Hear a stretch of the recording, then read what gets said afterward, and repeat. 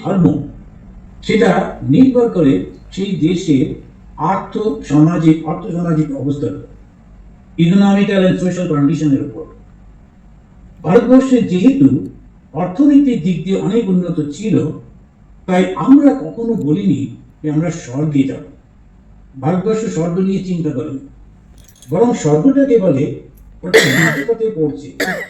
এই যে ভারতবর্ষ, এই যে কর্মে, যেটা একটু আগে স্বামীজির কথা আমরা বললাম, স্বামীজি বলছেন যদি কেউ মুক্তি পেতে চায় তাহলে এই দেশে জন্মগ্রহণ করতে হবে, এই পৃথিবীতে তাকে আসতেই হবে। আর পৃথিবীর মধ্যে ভারতবর্ষ, কেননা সেখানে কর্মের উপরে জোর দিচ্ছে।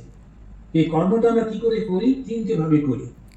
কখনো আমরা যখন চিন্তা করি তখন কর্ম হয়, যখন আমরা মুখে কোনো কথা বলি তখন কর্ম হয়, আর যখন আমরা হাতে পায়ে কর্ম করি তখন কর্ম।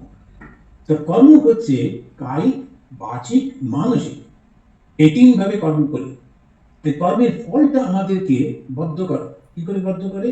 না, আমরা আকর্ষিত হয়ে যাই, ওই জিনিসটাকে পেতে চাই, ওটাকে ছাড়তে চাই না। কে চায় না? মন চায় না।